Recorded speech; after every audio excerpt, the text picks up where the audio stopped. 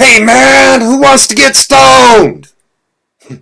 All right now, I think I caught everybody's attention with that there. Let us begin. Welcome, students, parents, and faculty. I am Dwayne Smith, and I wish to thank you for inviting me here to the Ohio University to speak. My reason for speaking to you today is to encourage you in voting yes on Proposition 911, which would implement mandatory drug testing for athletes. This is no small issue and is solely designed to protect the health and well-being of our athletes. An athlete can suffer various injuries during their careers, such as a torn ACL or rotary cup, or even a concussion, just to name a few. Now, many of these, without proper treatment, these injuries could become career enders for those athletes. Many athletes, when they suffer these kinds of injuries, do not receive proper treatment. Instead, unscrupulous doctors and/or trainers provide them with drugs that are solely intended to disguise the symptoms of the injury. Under Proposition 911, third-party testing would be used to ensure that our athletes are receiving proper treatment for their injuries. Now, when we go to a game to support our athletes, it is to honor their natural prowess on the court, on the field, or in the ring. But there are those who would cheat us and their fellow athletes by using performance-enhancing drugs. These so-called athletes would lay claim that it was the sport or fans that pressured them into using these enhancement drugs. But in reality, we all know it was nothing more than their own distorted sense of ego that drove them to the use of these types of drugs.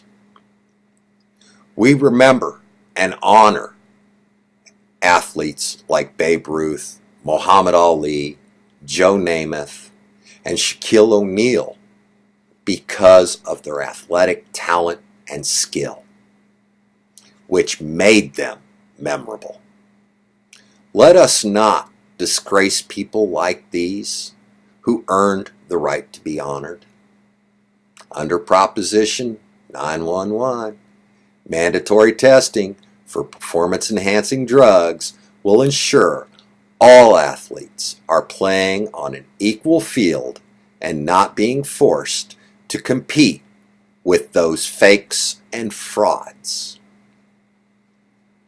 Now, some bad news for some people out there. Under Proposition 911, illegal recreational drug use will also be detected, preventing athletes from competing if any illicit drug use is detected. The use of recreational drugs dulls the senses and can affect the individual for hours after initial contact. Where prolonged use is the case, it can take up to 90 days for the substance to fully clear the individual's system. Now, there are opponents out there who feel that this testing violates the individual's privacy. An employer has the right to ensure that their employees are capable of performing the tasks for which they were hired, and that other employees are not placed in danger. Well, it might be called recreational drug use, but it still muddles the mind and fouls the body, which endangers not just the individual, but any unlucky soul who may have to perform or work around them.